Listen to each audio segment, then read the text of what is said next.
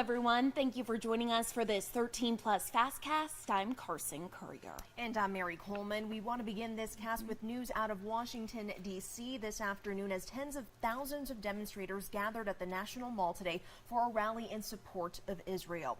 Here you can see the crowd waving flags and holding signs. Members of Congress attended today, showing their support for Israel since the deadly attack by Hamas militants last month. The rally was centered on combating anti-Semitism and calling for the release of the 240 hostages taken by Hamas militants. Family members of the hostages were also in attendance.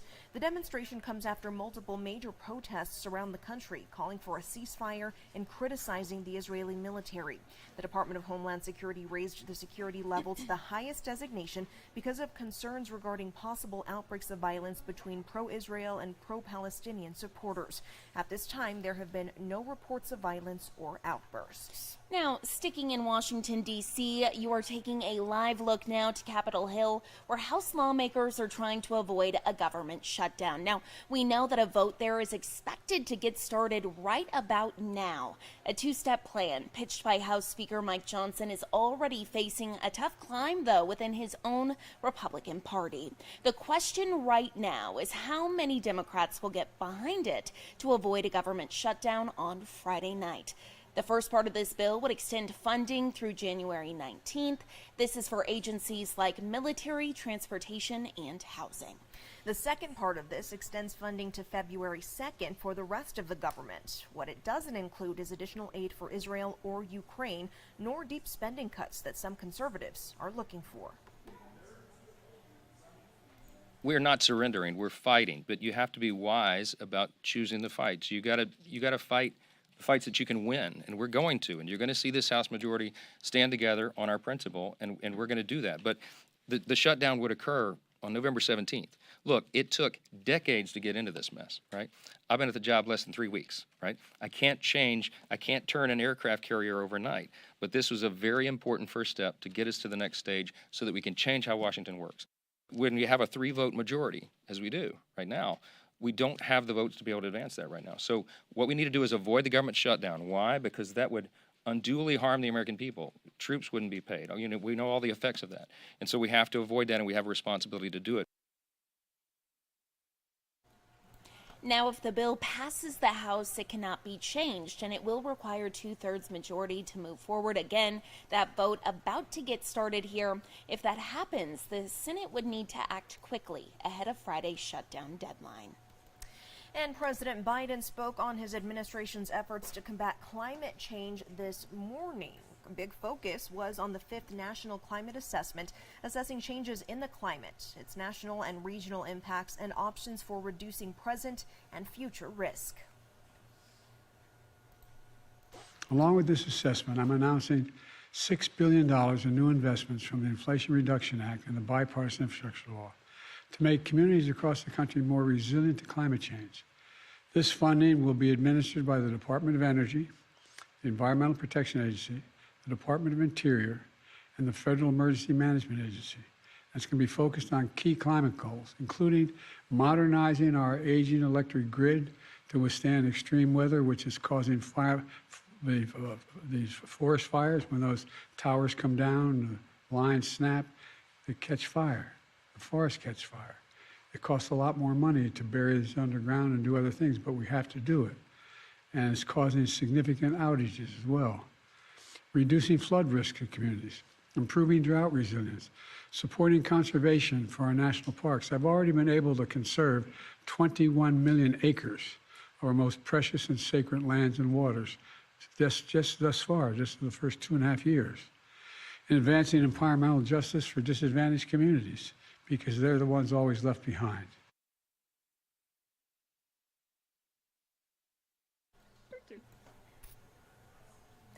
And First Alert forecaster Allie Potter joining us this afternoon. And Allie, really the weather has been marvelous. Everything we've been waiting for. Absolutely. And even the possibility of rain later Yes, this week. That is crazy. I know. I know. You know, and you can kind of look outside a little bit because the clouds have really kind of been staying with us today, which I kind of think it's a nice break. Yeah. You know, we love the sunshine, Yeah. but it's nice to kind of get a little bit For of sure. a little coverage Well, in a way. and the real fall feel that we don't get. We don't get in season, technically. Right, exactly. So let's take a live look right now on Tumamoc Hill. Not too bad at all. Those are those clouds right there I'm talking about. 81 degrees, gorgeous conditions at the moment. 72 if you're in Sierra Vista, 70 for Safford, 74 in Benson, 69 degrees for our friends down in Bisbee. Cooling down, but still staying pretty much where we should be this time of the year, in fact. 57 degrees in Tucson, 40 for Benson, 51 in Oracle, 50 for Nogales, 48 in Sassabee, 34 for Pierce, 37 for you in Wilcox. Taking a live look here on our radar, not tracking rain, but we are seeing that cloud coverage really start to make its way into town. And in fact, we will start to cool on down. We saw this ridge of high pressure, and that's what warmed us back up to that 80s and mid 80s, mind you, depending where you are in southern Arizona. But we will see this trough, which is on the left side of your screen, coming from the Pacific Northwest. It's going to make its way into town, and what that means for us are the cooler temperatures and then that chance for rain. So here's the tricky part, though. Different models are showing different things. One model is saying, yes, absolutely, it's going to be raining the next couple of days. And then this model is saying, maybe it's a little spotty. Okay, so we have a 30 and 20% chance for rain depending on where you are in southern Arizona. But as you see here, we do clear up and dry out, unfortunately. But our Euro model is actually telling us we could see some decent rainfall. In fact, 0.09 of an inch in Tucson, which I know is not exactly a soaker by any means, but hey, we will take it. Of course, the more north we go, the greater that chance for rain in the Phoenix area. And then also in Cells, 0.33 of an inch. We're still a couple days away from this taking place, and of course, we will let you know. Tomorrow's forecast, 84 degrees in Tucson, 75 for Sierra Vista, Nogales, 80 degrees, and 75 for our friends in Douglas. That 7-day forecast, sticking with the 80s for the next few days. That chance for rain, though, on Thursday. Again, keep checking back with us, though, because those models really are a little wonky there. With that 30% chance Friday, though, at 20%, and then increasing even more so on Saturday with a 30% chance for rain. The good news is those temperatures, though, will start to decrease and feeling much more like fall. That 70-degree mark on Monday. Wow. But do keep in mind, ladies, about a 10-degree drop or so compared to this evening with 57, and then dropping all the way down to 47 on Sunday evening. I got my Uggs at the door, guys, ready. They're waiting. They're waiting. They're like, Mom, please put me on. I'm kind of ready for Looks it, like though, it'll right? be time. I know, hopefully. Yeah, awesome. Thank you, Thank you, Allie. Allie. And it has been 3 months since wildfires raged through Maui, destroying really everything in its path. Now, one nonprofit is working to give back to the community by finding those irreplaceable items throughout the rubble. Joe Vigil has the story. Well, it may be hard to understand why banana trees are thriving in parts of Lahaina where the fire took so much. On Fox 5's last visit to Maui, we caught up with Barry Matthews and David Vanzo. They just invited Fox 5 to their home after a few searches of their property. They are coping with their loss, things they can't change, in their own way. Looks like we finally have to replace our water heater. Oh. This is work some homeowners just find too emotional to do. That is where Samaritan's Purse has stepped in to help. With permission of the homeowner, who many times are present, the long-established nonprofit that travels to major disasters helps sift through entire properties looking for anything that, at the very least, may provide a bit of solace. Many would say there's no hope here, there's nothing to recover, but our volunteers go in and they search through that ash to find those little mementos or those cherished items that that homeowner might find some closure. Such as a photo album. Just a few days ago, we actually were able to open a safe that inside was a wedding album from a marriage, a 40-year marriage, and it was untouched. There was a lot of joy, celebration that they were able to find this, and it was a very touching moment with that homeowner. Well, sometimes crisis-trained volunteers learn while they're searching that someone passed away at a home. Many times we're finding out as we spend time with that homeowner and they share with us,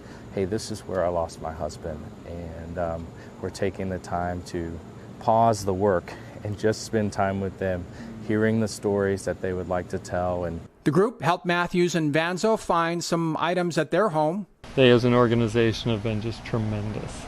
Samaritan's Purse staff were on scene just 2 days after the fire. And shortly after that, a DC-10 and a 757 flew in all of this to set up camp. Well, since arriving here on Maui shortly after the fire, 433 Samaritan's Purse volunteers have filtered in and out of the camp. They have taken more than 1,200 requests to search homes, and they have worked a total of more than 22,000 hours. And the mission continues, as does the struggle for people in Lahaina to rebuild, cope, and mourn. Reporting in Lahaina, Joe Vigil.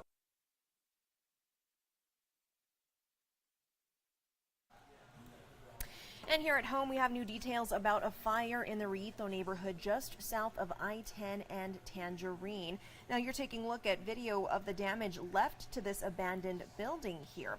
Northwest Fire says the house was engulfed when they arrived on scene, and the flames were so large, drivers on I-10 say they could see it. Pima County deputies say there are no reports of any injuries here, and the cause remains under investigation. Per usual, as soon as we learn more, we will get it to you on air and online at KOLD.com. And turning now to our website, UAPD looking for the person or people responsible for this, the damage to Old Main Fountain. You can see the red here. Looks like that entire fountain is stained. UAPD says red dye was poured into the fountain during a peaceful demonstration that was on November 9th. Police say the amount of damage could range anywhere from $1,500 to $6,500. So they're looking for anyone who has any information as to who poured the dye into the fountain. The person or people responsible could face charges of criminal damage. And this evening, there's a chance for you to weigh in on Tucson's first bus rapid transit line. Here's what we know about it. City officials will be holding an open house focused on a 5-mile corridor that would go from the Tonotarai Transit Center to downtown on either side of Stone or Oracle. As we've reported, this is the first part of a larger 15-mile plan which will eventually extend to Tucson International Airport. You can give your feedback at 2 in-person meetings this week. The first is today at the Donna R. Liggins Rec Center. There will be another opportunity on Thursday at Amphi High School. Both meetings go from 5:30 to 7:30 in the evening. And there will also be a virtual meeting tomorrow starting at 6 in the evening. And we want to turn now to our Facebook page. So ahead of National Fast Food Day, we asked you what fast food change is, quote, worth the wait. So if you're driving by, you're really craving something, you see there's a long line wrapped all the way around the building, what are you going to sit there and wait for? And actually, I was looking at some of these comments, Mary. There's some really random ones in here, which I think is fabulous. What would your pick be? Absolutely none.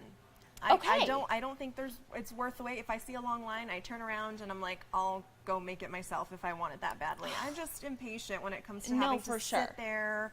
Yeah. Well, let me tell you, you're not alone, because a Oh, lot good. of people here said none, which I thought was hilarious. Mine would probably be, I don't know, it depends on how hungry I would be. Mine would be Chick-fil-A or In-N-Out. Okay. But Chick-fil-A is good. Chick-fil-A but is good. The line usually goes pretty It quickly. goes But pretty again, good. if I see it long, I'm like, nah. You're like, eh. I'm good. You can see here, there's some people saying Subway, Taco Bell. I'm like, go to the next one. There's so there's many. a bunch of them. But there's still a lot of people saying Whataburger. Okay. Chick-fil-A out here. So, but Bob, none. look, Yep, Bob, I'm none. with ya. Six Likes, Arlene, with ya. none. So Yeah, you gotta Celebrate your own way. Mixed bag there, but exactly. hey, if you want it, you want it. Except on Sundays, you can't have it all the time. If you want Which is Chick-fil-A. always when you want Chick-fil-A, right? Isn't it? Isn't it? Well, again, I think it's National Fast Food Day tomorrow. So maybe you should just plan ahead and go celebrate, everyone. There you go. There you go. We are taking one last live look out to Washington, D.C., Capitol Hill here. We know that the vote is about to get started here about that bill that could possibly stop that government shutdown. The deadline is Friday evening, so we will be watching that for you. Of course, we'll have the latest updates tonight on our 13 Plus FastCast at 7:30. Also, as soon as we learn any more on 13 News. We will see you later. Have a great afternoon. Thanks for watching.